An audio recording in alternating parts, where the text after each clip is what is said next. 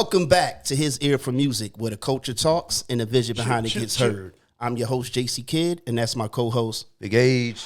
Today, we got somebody who really put the work in behind the boards. From San Jose, California, started as a DJ, not even knowing engineering was a real career, and turned that into Grammy-winning gold and platinum records across hip-hop, R&B, and gospel.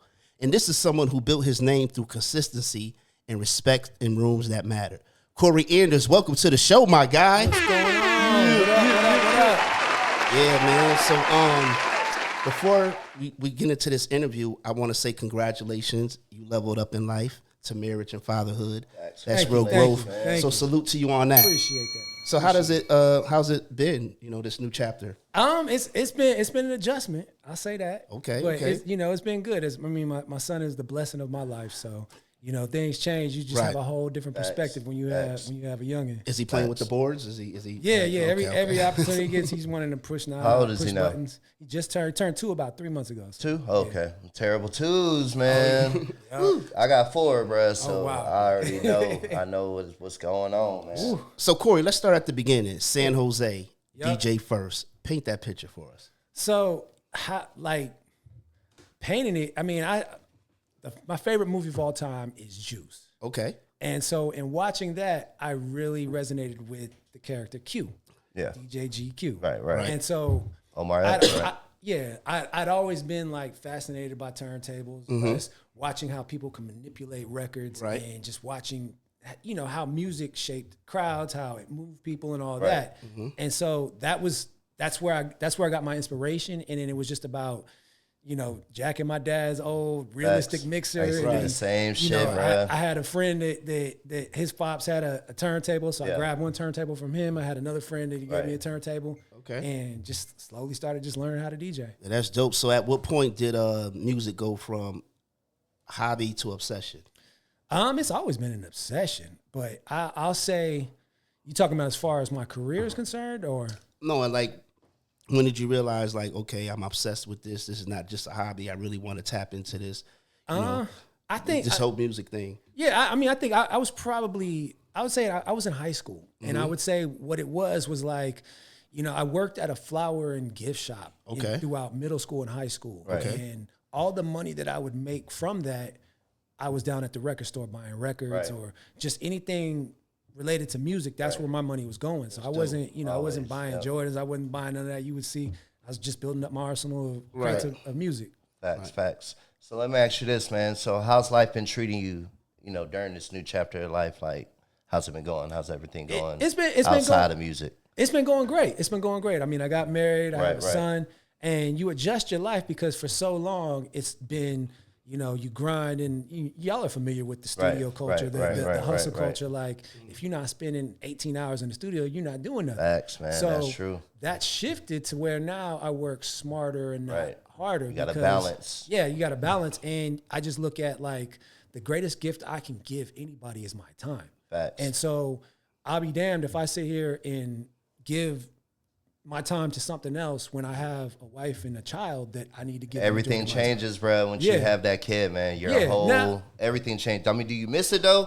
No, it's funny. I miss the studio vibe the way it was when I was coming up in the game, but I do know that it's a lot different today than it was back in the 2002, 2003 time frame, as far as the studio culture, the vibe, that whole thing. So I do miss those good old days of those vibes and just the things that came out of that. So, so you started as a DJ first. When did you realize, because you said you didn't even know engineering was a career. So how did you discover that? So check this out. So y'all know I'm from San Jose, California, right? Yep. So I graduated from high school and came out here to Atlanta to go to Morehouse. And so I started at Morehouse. My whole mindset was business. I'm going to get a business degree, graduate from Morehouse. I'm going to go to law school. I'm going to get a law degree, become an entertainment lawyer, make a ton of money, and build my own studio.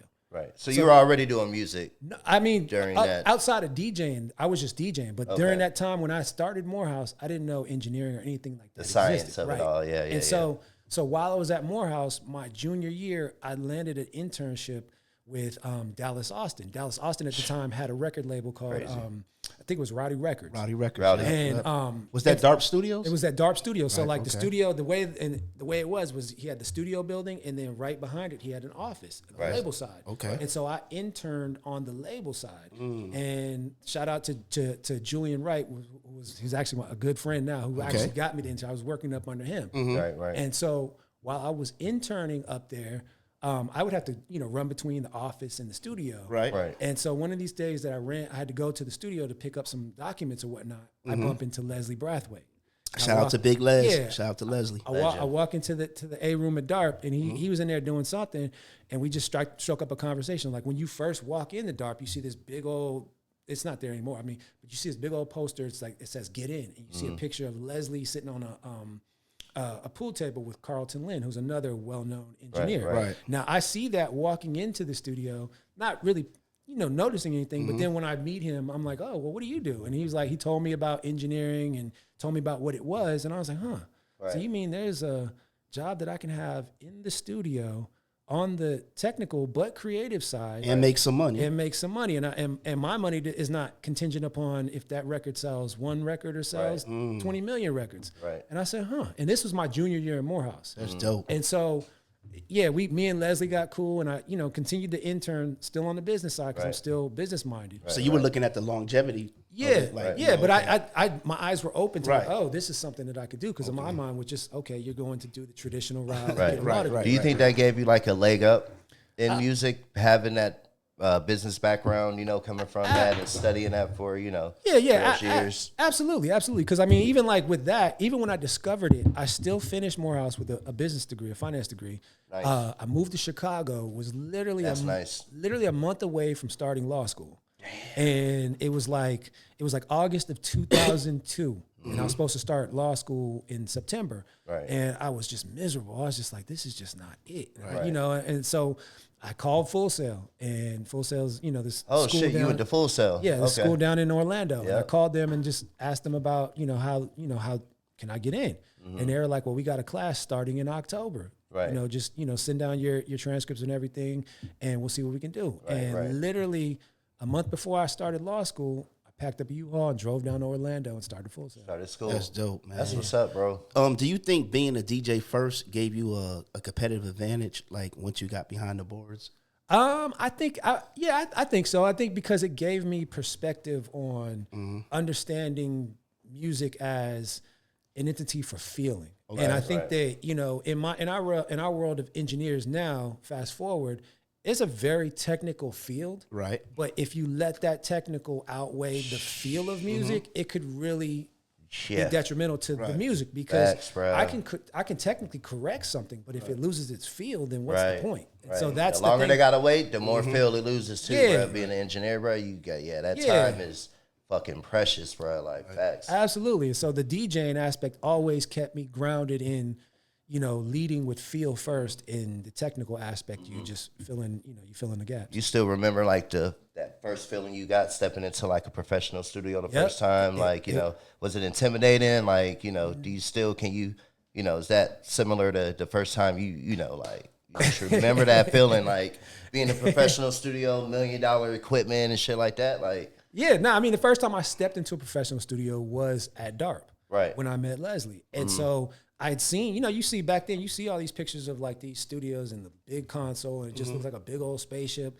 And I walked in there, and it's like you walk in and you're looking around, you're like, this is amazing. Fucking and crazy, yeah. And what's crazy is I come to find out that the average person will walk into there and that shit is intimidating. Because most of the time, not to cut you off, you've Yeah. seen that shit on TV. Right. Yeah. So actually being there in presence, you're like, oh, all those shit. buttons, Yeah, all you those think buttons. people are yeah. using? Yeah. Do you think all the buttons are for different things? Like you don't realize you that scared it's to all touch the same, stuff, right? Yeah, because I always see like Dr. Dre or like DJ Quick always turning the buttons, like, back in the days, and I used to see him like Doing that now, they probably was just like, yo, just get a picture. But I'm like, what are they really? Right here. Are they really turning? What are they That's really probably doing? not, You know what I'm bro. saying? That's probably, But when I started, a but, picture, but when I started working at the studio, I realized that every knob really means something. Yeah. You know what I mean? And you could touch on that a little bit. I know I went off talking about, but that was just something interesting. Right. I always see Dr. Dre playing with the knob. I'm like, what is he playing really doing? with something? It's probably the gain to but make I'm that saying, shit louder. But there's you so know many, what I'm saying? but there's so many knobs on that console. Yeah. You know what I mean? And if you don't know, you just be like, you know what I mean? Yeah, So, yeah. I mean, I get it, but then that's like to an engineer, that's like our instrument. Right. So, Right. you know, just like a drum player knows every little thing about his Right. drum kit. So every knob on that board means something, right? Yeah. Okay. Yeah. It's, you know how you got the strips and Right. they all have the Okay. same color Right. this way and all the same color. Right. You know what I mean? Okay. So all the knobs on that one strip does Right, but you different know the things, person that doesn't really know they think about everything music is or like it looks all intimidating. together. Yeah. they don't know. They're just looking at it. You know It what I can mean? still be So- intimidated for me too, especially Right. like, you know, in a situation where they're like, yo, fire up the computer real quick in the middle. Like, ah, shit. Man. Here we go, bro. Luther. Yo, Luther. I need you, bro. Yeah. So, when did you make the transition from DARP over to Patchwerk Recording Studio? So yeah, like the DARP was my college days when I was at Morehouse. Okay. So that was, you know, after I left, you know, when I graduated and went to Chicago and then eventually down to Full Sail. Right. It was after Full Sail that I came back to Atlanta, and by that point, Leslie had transitioned from DARP to Patchwerk. Right. Gotcha. And so gotcha. the whole time I was at Full Sail, I was just staying in touch with Leslie. Like, Right. hey, That's you know, I dope. got 4 months left. I got 3. I was bugging the shit out of him. Like He you're taught supposed to. at Full Sail because I know Vicky, shout out to Vicky. She's another engineer. She interned at Patch, but he was her mentor. Yeah, and he- she he met had- him through Full Sail as well. Well, now he has. So he's on the. I don't know if he's on the board of trustees. I don't know what he is At with Full them. Sail? At Full Sail. So Okay. he goes down very regular, like Right. almost like once a month probably. Okay. And does stuff down there, which is dope for the Right. students because they get access That's to, huge, yeah, to him. bro. And then he has an office down there. And so, Right. you know, he'll be, sometimes if he's working on projects, he'll let students sit in on projects Yeah, while that's he's dope. working. And That's so dope. That's it's dope. very, very dope. Very Yeah, dope. yeah.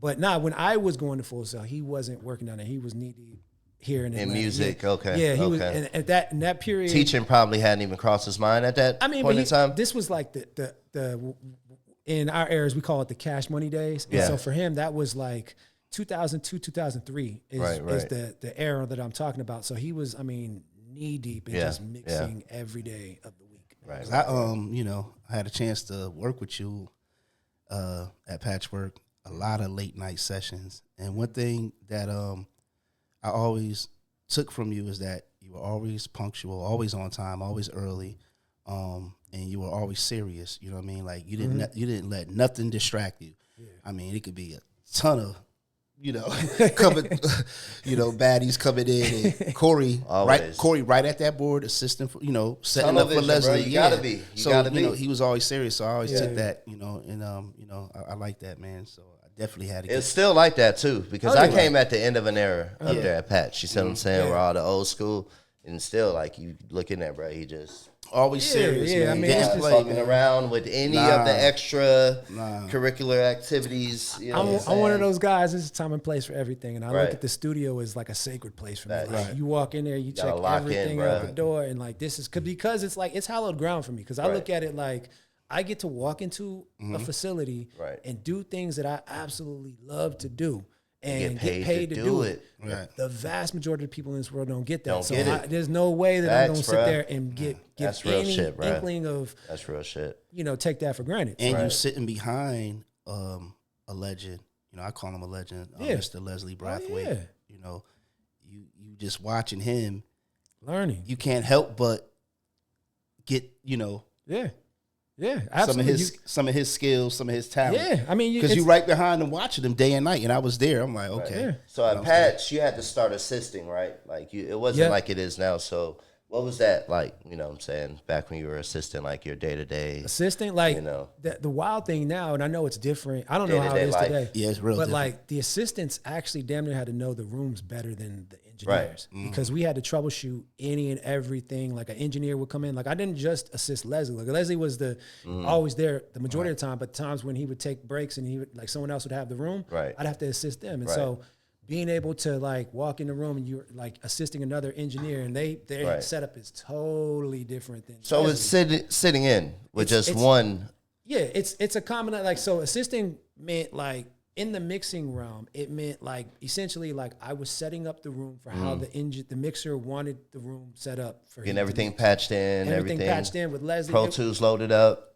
Down to literally assigning the tracks on the board and labeling the board, and then so for mixing. Yeah, for mixing. That's so he could literally walk in and start mixing. Right, so everything is set up for him. Yeah, literally pull up. Gotcha. Pro Tools already pull up. Right. He could start mixing. And then when he was done mixing, then he would step away from the board and I would print the mix, save all the, the recall, we call it a recall packet, which is all the settings of all the gear that he used. Right. And then also do his clean edits for if it was a song that had cussing, I was the one that did the clean edits. Right. And then so it was hands-on and all that. And for me, it was like, okay, I get to sit and watch him mix. Right. And then when he's done, I get to sit there and literally try to go through and reverse engineer what he did with certain stuff while I'm listening to the print. Like, damn, how the hell did he get that 808 to sound like that? And I can just look at the setting and look at the board and see, okay, well, yeah. Precious nuggets of knowledge, bro. So was there ever a specific time where you were just like, all right, bro, it's time to level up with this shit. Like, I got what it takes.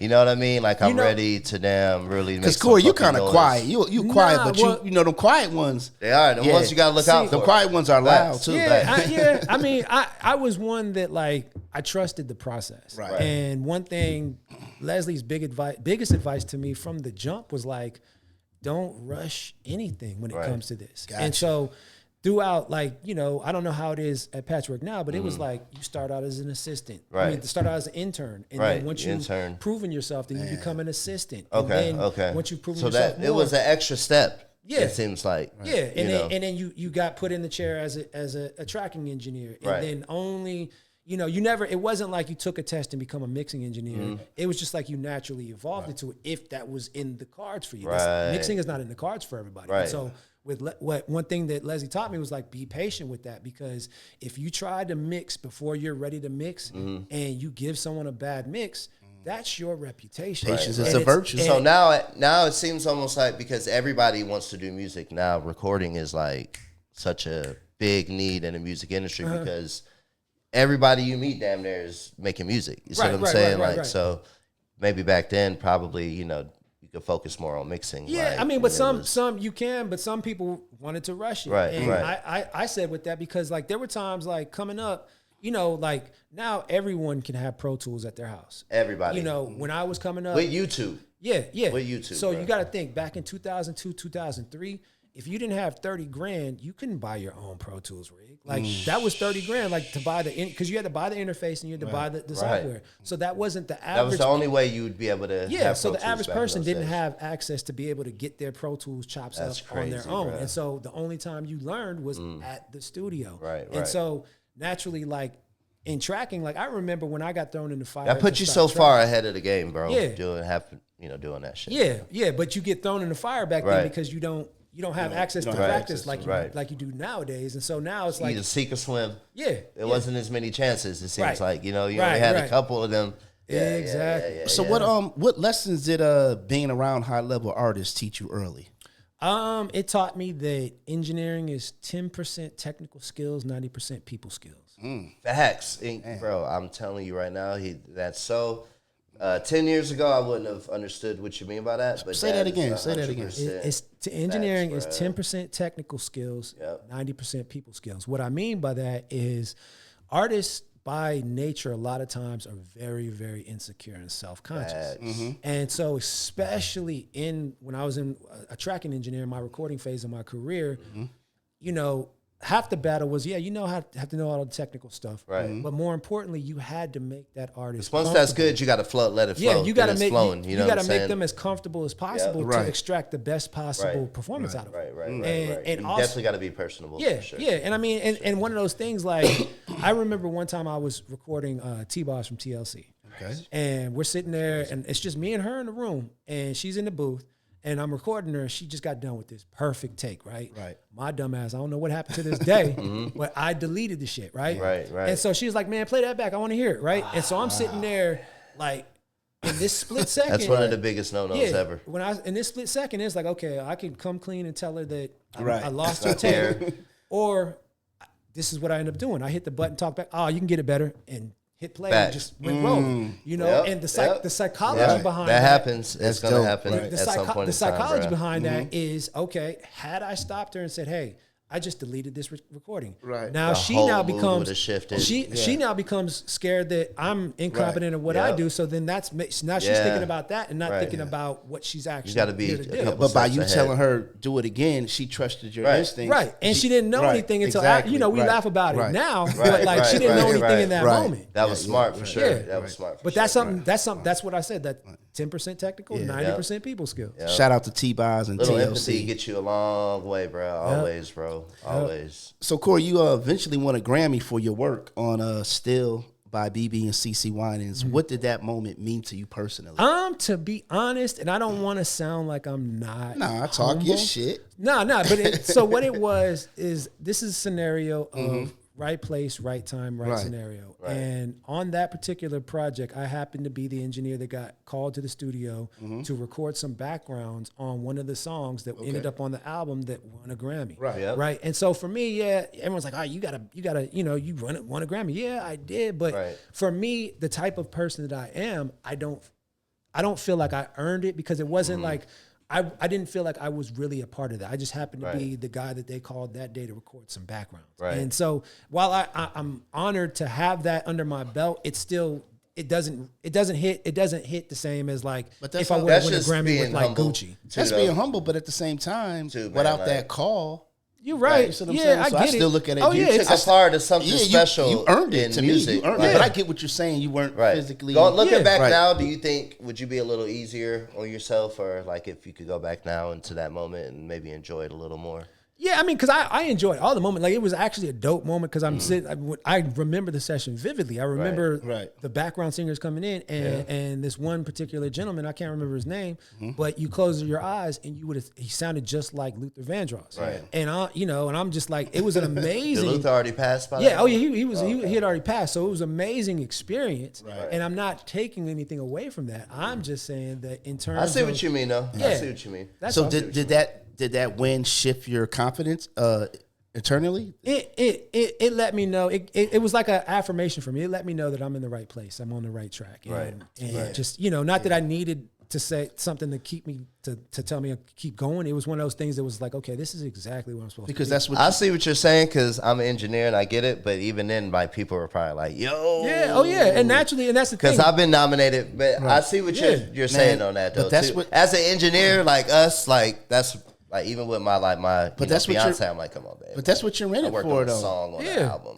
like, but listen to what you just said. You worked on it. Right. But as an engineer, you put time in, you recorded it, whatever you did. That's work. Right. Man, come on, that's an accomplishment. Right. Oh yeah, that's like when them athletes go out and play in the game. Yeah, Jordan made, but the teammates on there, Steve Kerr, you know what I'm saying, Dennis Rodman, they all played a part. So yeah. Oh no, I don't take it for granted. It's just I know for me, like that. You won a Grammy, nigga. It's hard to win a Grammy. Shit, I get it. That's a big accomplishment. And I know you because you humble and you quiet, but salute to that. It's equivalent to this. So if we're using the sports analogy, right?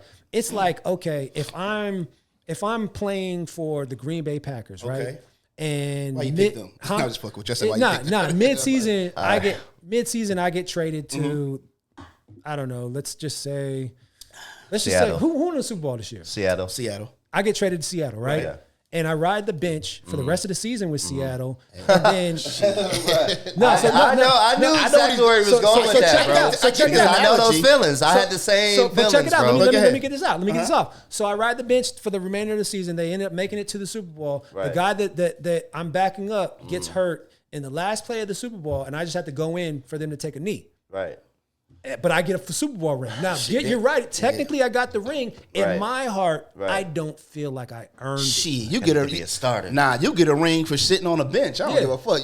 You putting on that uniform. But that's just me. Everyone's different. I get it. I get it. Because that's what it is. To me, it's more. The journey is worth more to me. But you actually put the work in on those background vocals, though, to get. Yeah, I get it. I get it. I get it. So you worked extensively with Gucci. Yeah. When you're mixing or recording for Gucci. So, what does that workflow look like? Because we know the old Gucci. And you was working with him at that time. Yeah. You know what I mean? So shout out to Gucci. Yeah, because shout out to Gucci, man. I have to stop and give Gucci his flowers for what he has done for my career in terms of allowing me to sharpen my skills as an engineer, as a mixer. Because I came into Gucci's orbit on some tracking stuff. Like it was literally like one day he was at the studio, he got pissed off at the engineer that was engineering the session. He got booted? And I was over in the other room assisting Leslie, and there was no one else in the building that could take over the session. And so I went in there and we started working, and it was like, he was just like, oh my God, where have you been? And from that point on, I was his dude. See, that's that little bit of luck that you got to have too that we were talking about. I want to say it was a little bit of luck too. I want to say we're not going to speak on, what engineer it was. Yeah, I mean, it's just everything. But I was there that night. Damn, I believe crazy. that you.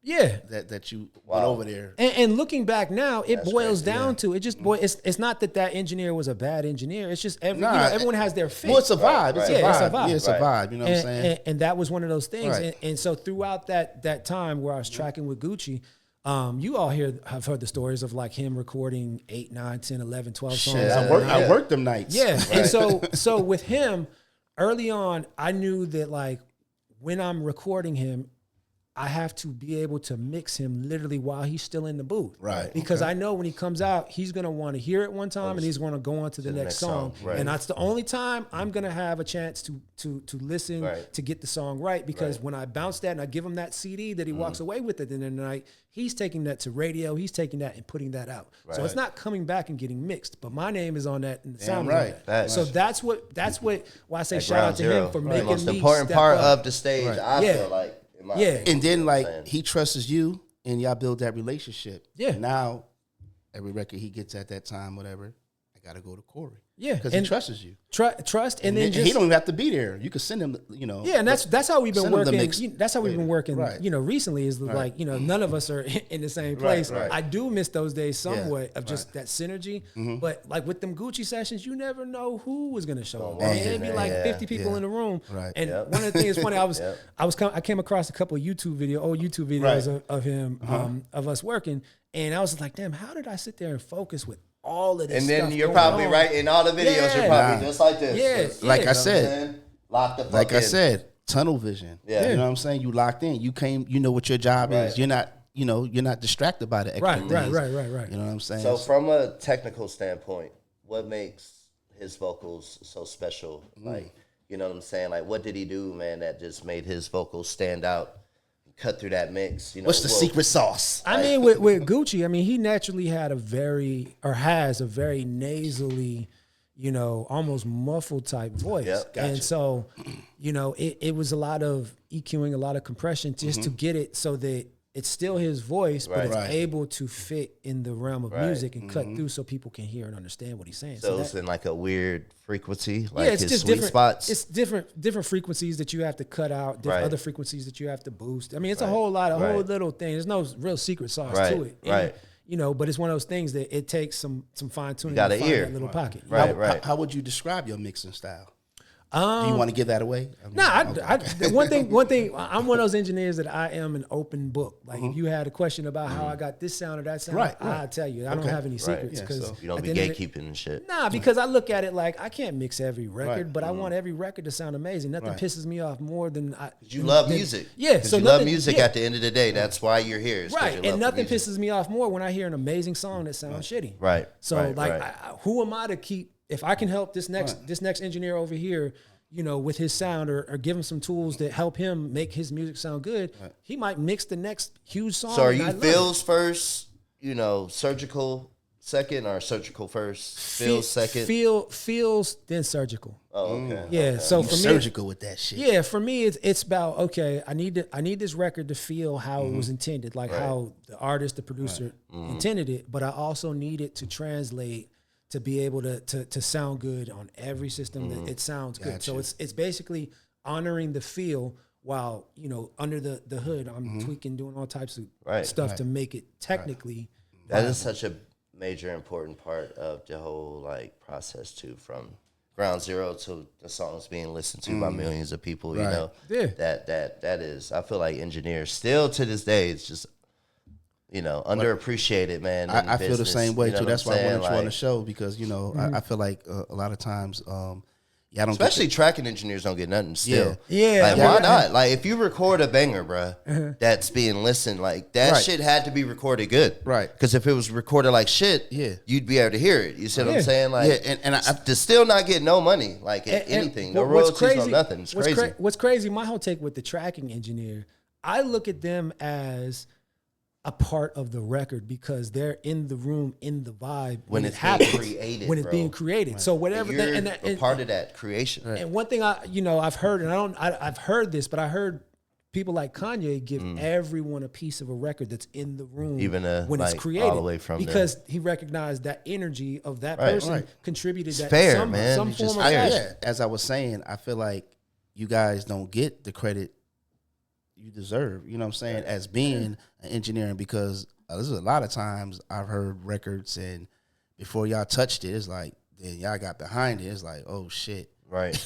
Like, oh my God. Like, that's why come on. We record like, a lot too. You guys need to get credit, you know what I'm saying? That's the way I feel, you know what I mean? But, I get that to an extent, but I know for me, speaking for me, I can't speak for everyone, but like my satisfaction, I'm not the one that needs a big billboard saying, hey, I did X, Y, and Z. My satisfaction honestly comes from being able to see someone's authentic reaction to something that I worked on, and they have no idea that I worked on it. But a person who's not into music or ever's been into the studio, just the average, listener, I mean, person who consumes music, they don't know. They just think the artist just goes in and that's all of them. They don't know how surgical the person behind the board is, tweaking the shit, adjusting the levels, making it, you know what I'm saying? Yeah. So, but then in that same realm, just like the person that has a heart attack, we don't know all the intricacies that heart surgeon went into to save that person's life. But you know what I mean? I like that analogy. I just look at it like, okay, I'm here to do a job,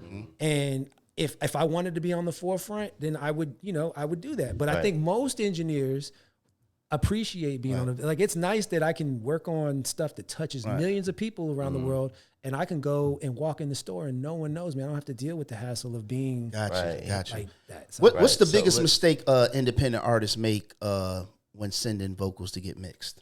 The biggest mistake when sending vocals, or just like in recording vocals in general? Just when it's time to get a record mix, what's the biggest mistake they make? Like when they're sending you vocals? A lot of times it's not really. I won't say it's a mistake. I'll say it's not. But it's common knowledge that they don't have, like that. You're just a lot of them don't. A lot of times they just don't understand like the mixing process and don't understand exactly what mixers do or what mastering does. Right. And so the biggest thing that I run into a lot with, specifically with independent artists, new independent artists, I'll say, is that they don't understand the mixing in the sense that they'll send me the record, they'll send me the rough, I'll listen to the rough. It'll sound horrible, but I'll understand, I'm one of those that I try to extract the feel out of it so that I maintain that feel in my mix. Gotcha. And then I'll mix it and I make it sound amazing and commercially viable, and then they'll tell me they want it just like the rough.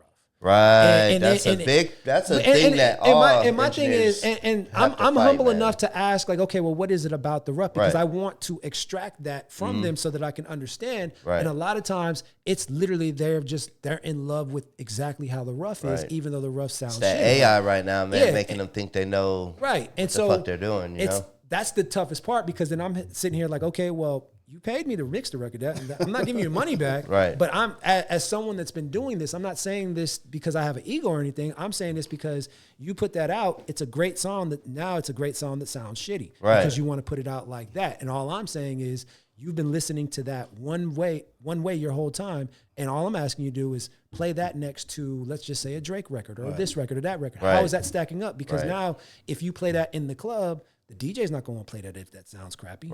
And so all these things are the psychological aspects of trying to explain to new artists that. And it's hard, especially when the kids now, they record a lot on BandLab, bruh. Like right on their phones, like no bullshit. Like they got their little headpiece, you know what I mean? And they record straight to their phone and they're like, man, I need that shit to sound like that. And you're just like, bro, that shit's fucking horrible. But I know, engineers that have to, mix songs that are recorded on BandLab that But a lot made it sound good. And there's been times where my son has played me some shit. I'm like, damn, how the hell you know how to do that? You know what I'm saying? But I mean, it's not even just an independent thing. A lot of major artists recordings sometimes sound shitty. Right. I mean, it's times where like I've gotten vocals from major artists. I'm not going to mention names, but you hear like the Give us one. Just give us one. you hear news in the background. They might. I mean, one dude recorded horrible. like on the tour bus, so you hear the engine of the tour bus going. Like it's You hear them shooting dice, you hear them playing cards. But and shit. the dope thing about that is I got, it's dope. That's a challenge to me because, like, okay, let me figure out how I can make this sound as good as possible. And there's a lot of records that are out there that you would never know that was a shitty recording. Right. Yeah. That's why they got you behind the boards. So, Corey, we're going to switch things up a little bit. On this show, we like to have a little fun. You know what I mean? I know you don't drink, but on this segment, it's called Bars and Shots, right? Okay. So, me and him, we're going to take your shots. All right. So, what it is that we'll recite a bar, right? You have two chances, and we ain't gonna time you. We know when you don't know the shit, right? Okay. So you gotta either you pick the artist, or you name the artist, or you name the song. Okay. Right? If you get either one wrong, Shot. He's gonna take a sip. Y'all gotta take a shot. Okay. Yeah. You don't drink. If you get one right, I gotta take a sip. I got you. All right. So, since by you being a DJ, your background, I know you're a real hip hop head. I had to juggle with some of these bars, you know what I mean? Gotcha. And we don't recite them like the way they rap. Yeah, because it'd be too easy, you know what I mean? So the first one, you want me to go first? I'll go first. Okay, I'll go first. Shit. All right. I get inspired by the blunts too. I'll front you if you hang with the bunk crew. Ooh. Say it again. I get inspired by the blunts too. I'll front you if you hang with the bunk crew. See, and I gotta catch myself every time. Damn. Want me to give him a hint? It sounds familiar. Want me to give him a hint? If I give him a hint, he gonna know it. He gonna get that. I ain't gonna give him a hint. We gonna play tough. So time's up. So that was Souls of Mischief. I get inspired by the blunts too. Yeah, it's funny because I was trying to play it back in my mind. Yeah, that was 93. That was 93 till infinity. So what that mean? I gotta. Yeah, he got it wrong. So that means I gotta. Yeah, you gotta take a shot. There you go. Take a shot. I'm going up against. They got me this time. See, man. if I would have said they're from California, I think you would have known it. You know what I mean? So, you want me to go with the next one? Yeah. All right, I'm gonna go with the next one. You might know this. Oh, I can't even. How I say it? All right. Damn. There you go. Fuck you losers while you fake jacks. I make maneuvers like Hitler. Stick up niggas with German Rugers. Damn. Like, it's funny because just hearing lyrics like that without the context, it's amazing. Like, for me, I'm one that I need to hear. I know, that's why they say it again. I'm gonna say it again. Fuck you losers while you fake jacks. I make maneuvers like Hitler, sticking up niggas with German Rugers. Is that Pac? You got one more chance. I'm gonna give him a hit because you on the right path. It ain't Pac.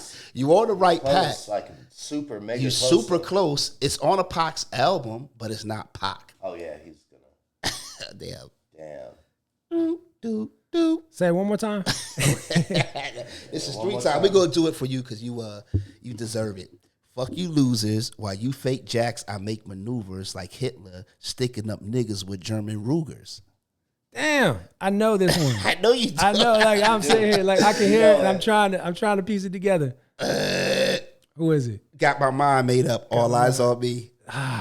Method Man. Yeah, and it's funny because that's what I was thinking. I was going there because it's like I was going there. Say it. Hey, you know. I'm thinking of a little melody in my head right now. Bro. Oh yeah, you gotta take another shot, bro. Damn, another one. Yeah, oh shit, come on, man. You might be nice. Damn. Hey man. Damn. That's what it is, man. You want to get the next one Age? Yeah, I get the next one. All right, cool. Take the shot, bro. I hope you get one right now.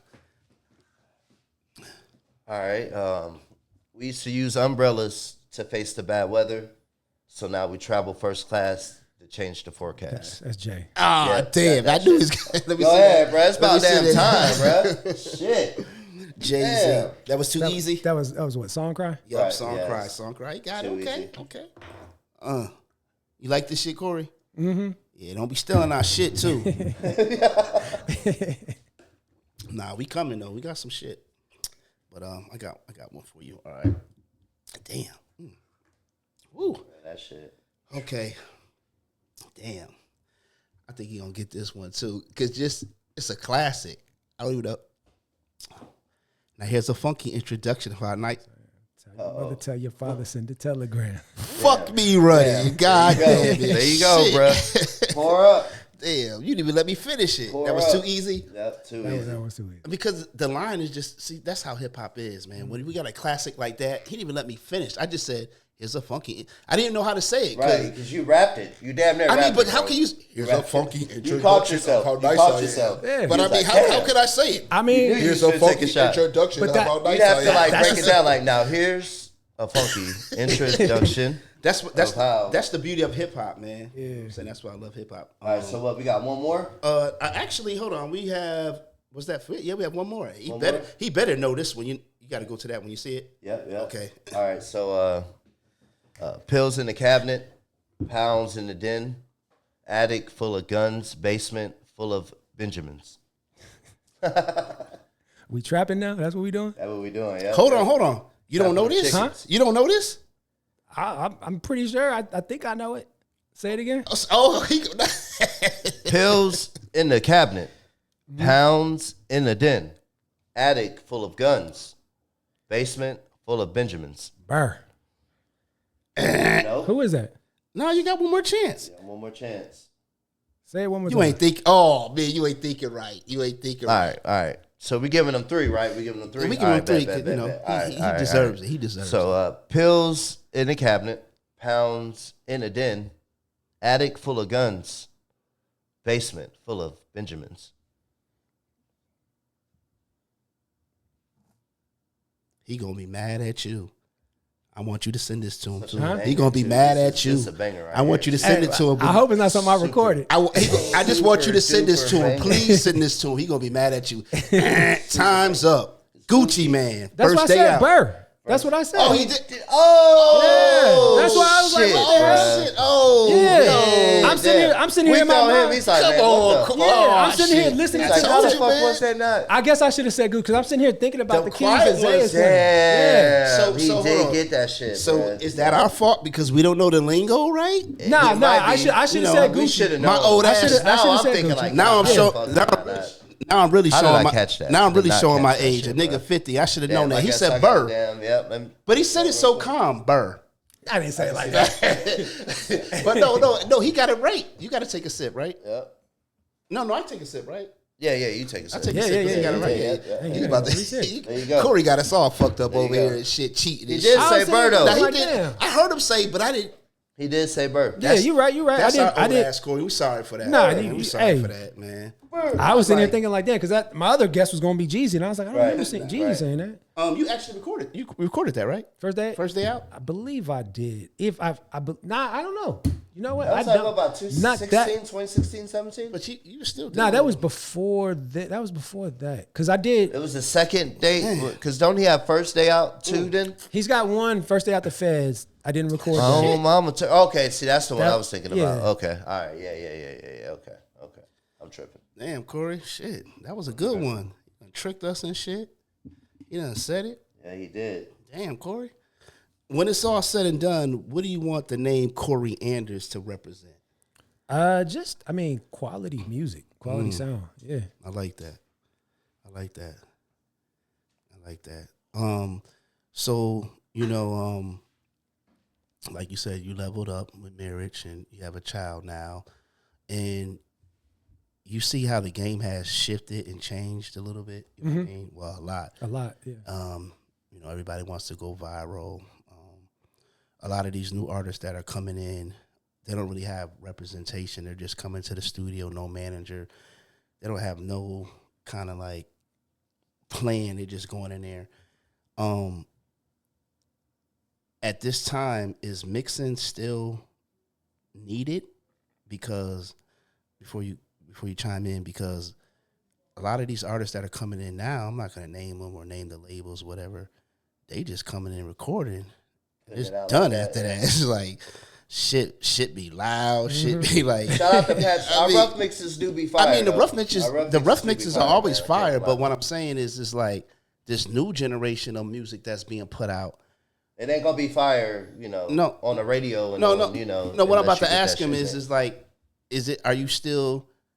Because I know you're still active. Are the mixes still coming in like it's used to, or has it slowed down? I'll say it's slowed down for hip hop specifically. That's what I'm talking about. Yeah, but in general, like hip hop's the only one that does that. Right. And so I look at it, it's one of those things where I'm fortunate enough that I get enough calls to do R&B and all this other stuff that the work still flows. Yep. And it's kind of heartbreaking when you sit there and you really think about it, because it's like these people are putting out these songs, they might go super viral, and then 2 days later they're forgotten about. Right. And my thing is, it's like, as a whole, and not to get philosophical, but it's almost like hip hop has become, fast food, microwavable. And so that feeds that. You're right. It is only hip hop, because every R&B, like the R&B, the sessions pop, I've had, it's the same thing. All of that, they care about their sound. 3-4 people in there writing a song, like damn, collaborating. Yeah. So what I'm saying is true. Like a lot of these new generation new artists, or is it because the label don't care, they're not trying to put the money behind it, or the artists don't care? Ins and outs. I think it's a combination of a lot of things. I think the fact that like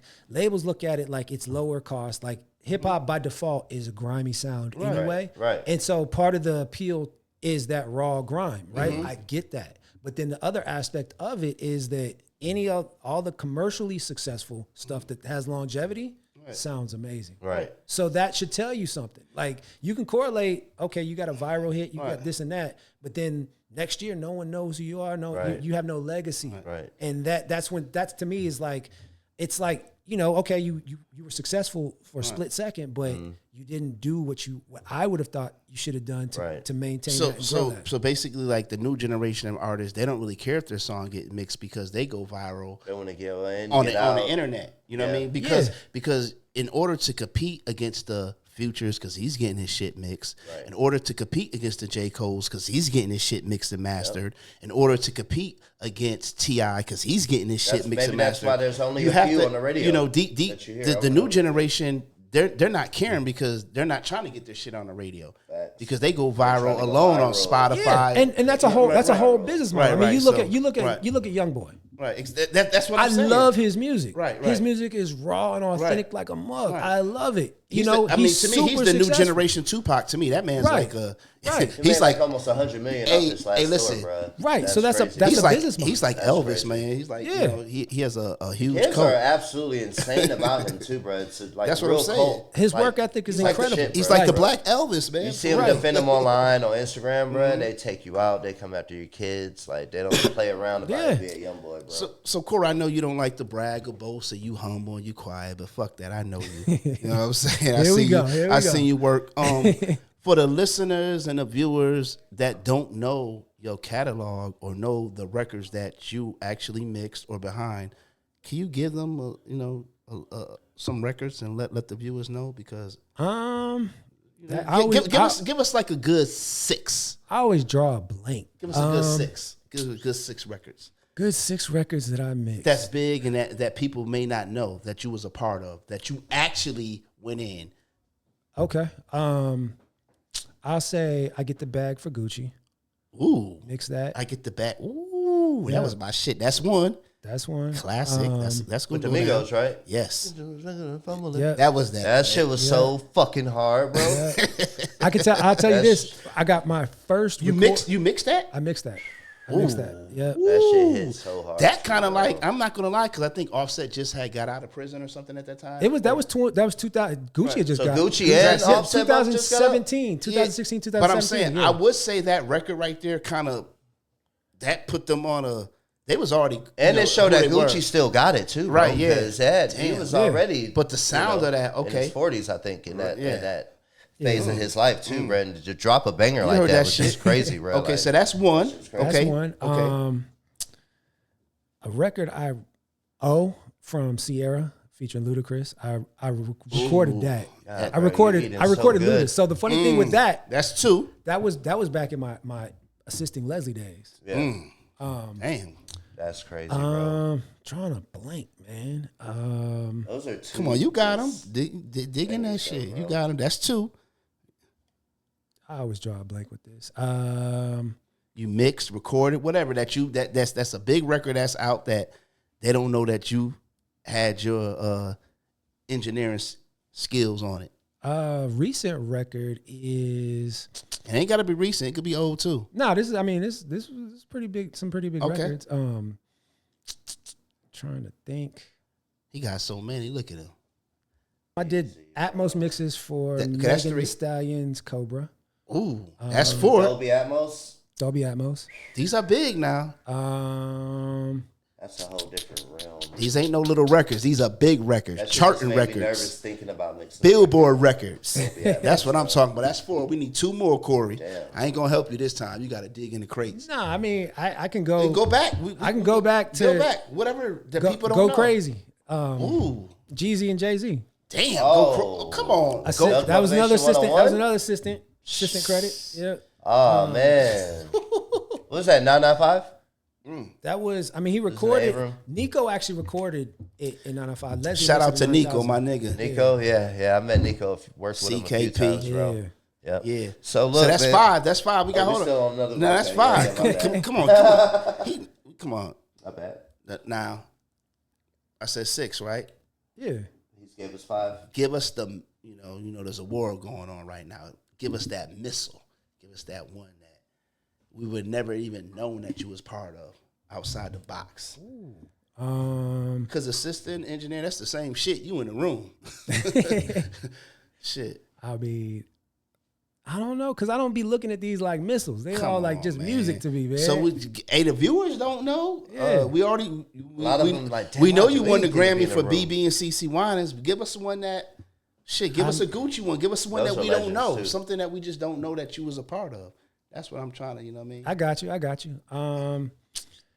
Shoot. Future's Beast Mode 2. I mixed come- that whole There it goes. project. Oh, you did all of Beast Mode 2. Beast Mode 2. Oh, yeah, that's a He missile. said the whole project. Yeah, bro, that's a missile right there, bro. Come on, man. He's too humble. He said the whole. That's crazy, He said the bro. whole project. That shit The slaps wizard. so hard too. Damn. Come bro. on, man. Yeah, that's Damn, fire. Corey, man. Like you eating you in good. the trenches, man.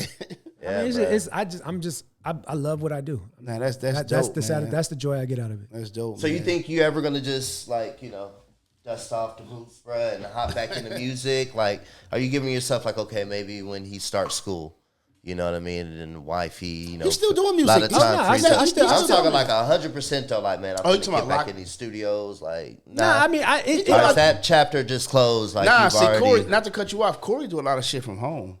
I do Right, yeah, everything. yeah, Like yeah. that's what I'm I saying. figured Like that. I so, figured I'm still like like right now. I'm literally putting the finishing touches on A-Bone and JG's album. Oh, Damn. I think they recorded some of that. Yeah, you was in there with this when they was. Yeah, Hey, that's crazy. What's that manager name again? He gonna be mad at me. Who? Hey, Ball and G's? I got him in my Dude? Yeah. Shout out to him, man. I just seen him like 2 months ago. I think he was at a listening party, man. I fuck with him, real humble cat. Yeah. Shout out to Dude, man. And 8-Ball MJG. Yeah, That's legendary, man. Nah, to answer your question though, like I think that the music studio culture has shifted so much to where it has. most of us, like especially on the mixing side, This ain't no joke, bro. most of us are remote. Right. Like Leslie mixes at his house. I mean, like exactly. most Excuse me. mixers. You built up enough Are out. catalog and Right. money Well- to have your own stuff. Most people don't got the Well, weight. it's to be able to it's a damn- combination of that, and it's a combination. You got of outboard gear at the house? of workflow. I have a couple of pieces that I rarely Right, use. right. Yeah, right. But to me, it's more about the ear and less about the gear. Right. And so it doesn't. And the thing with like the traditional format of how studios are now, it makes sense. Like for me, I look at it now. The studio is more for a mixer. Got you. An office for Right. them You to said that. facilitate their work. Right. Clear that up. And so. So it's a work from home, pretty much. Yeah, Work so from it's home, essentially though. like that. Right, So right. like so for me to get back into like a mainstream studio and be there, if my client needs to be, that's one thing. But Right. to do it that way, it's not the most efficient thing for me because a lot of times you're not tracking. I'm not, but not even on the mixing side. Like, so like you think about when someone books a mix at a commercial studio. Right. Okay, I got to book this mix at 6 p.m. to midnight for Kori to mix this record, right? Right. So what if I get there and it only takes me an hour to mix that record, and I got some other stuff that I need to work on, but I can't mix it on your time because you paid for that time. And so for me as a mixer, I like to be able to say, okay, I can jump on this song, I can jump on this song, because a lot of times I'll be mixing 3 songs at a time. You give your own deadlines and days that you know. So I'll start mixing one song, I'll take an ear break from that song, I'll go to this song to just get a different vibe and work on that, and then come back. And that workflow actually produces more in the same amount of time than having to say, okay, I've got this time block 4 to 8 that I got to mix this record. No diss to that. It's just not something that's conducive to the way to my workflow. Hey, Kori, I like what you just said. You said it's not the gear, it's the ear. Ear. And I'm glad that you came on the show. And I know you didn't have to do it. And me and you have a personal relationship outside of this, and we made some money together. You know what I'm saying? Outside of you know what I mean. That's why I always fucked with you, because you was always humble, you was always real, and you always stayed in your lane. Like, I can't stand when niggas don't be themselves. You know what I'm saying? Like, I hate the mask. You know what I'm saying? Take that mask off, nigga. Be yourself. You know what I mean? And no matter who was around, you always been Kori. You know what I'm saying? I always respected that. You never, you know what I'm saying? Because, we both from California. Like, when I met you, from California, I'm from Long Beach. You from, we different. But I always respected him, you know what I'm saying? Your drive and your work. But appreciate that. What advice would you give to young engineers coming up? I would say a number of things. I would say really be patient and really learn to understand, and not learn just to check a box or get a job done. Right. Gotcha. And really drill down and understand what you're doing, why you're doing it. Right. I would say that's the biggest advice I can get, is that, and just patience. And just so, if you could talk to the DJ version of yourself, then before you engineered, and if you could give him one piece of advice or just one thing to do different, what would it be? Like, you talking about just me? As just what you're doing now, just like one thing. If you can go back and talk to your younger DJing self, before you hopped into music, engineering and stuff like that. What would be one thing? I would say I would probably have told myself to learn how to produce earlier. Like, I know how to produce now. Cooking beats, chefing the beats. So because, there's one thing now, and that's an itch that I'm... It's such a, you got to lock in for engineering, because like you said, bro, it's the most important part. So you do spend a lot of energy. Here we go again with him being humble. Right. He said about production. Right. This nigga got some dope ass beats.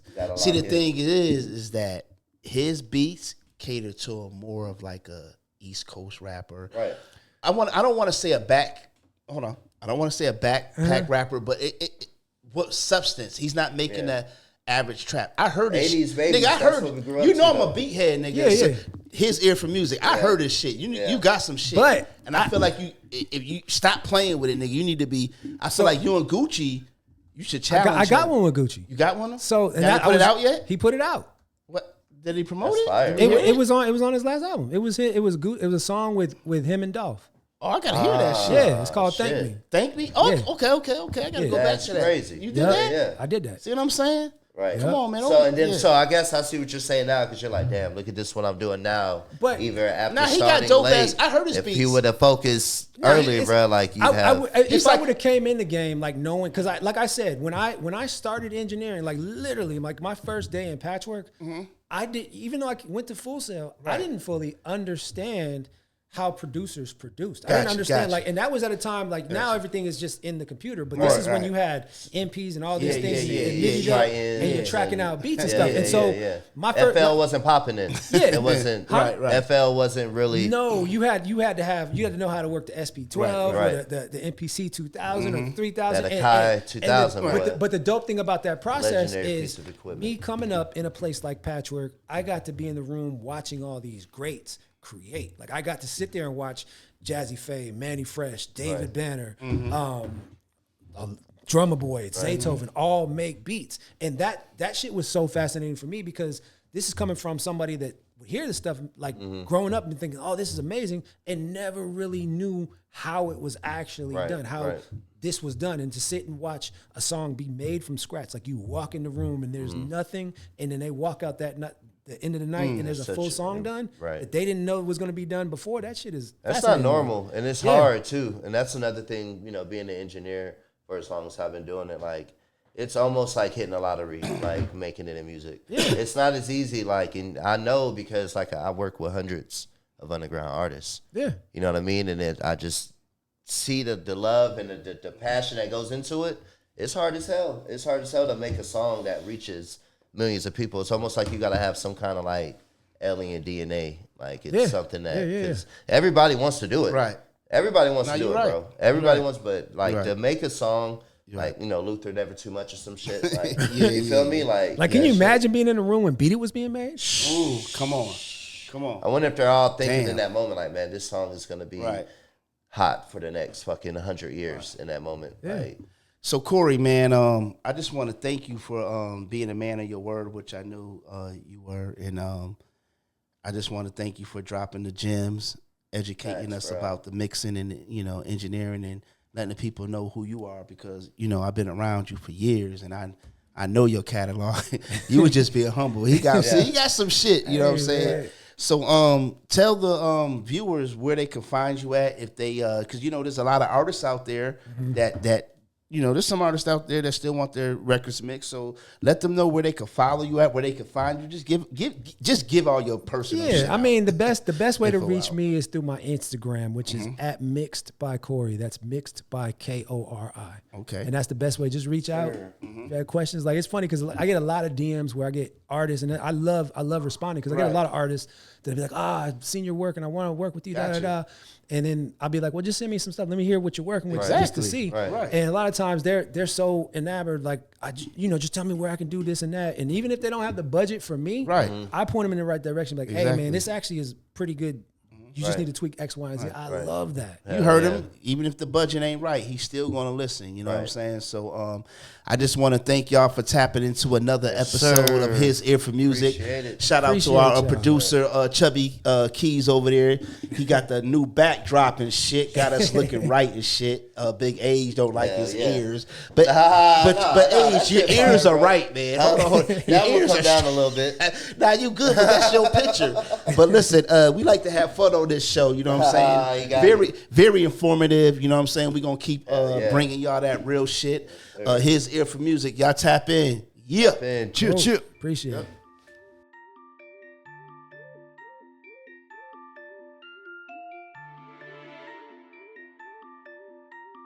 Fuego, fuego.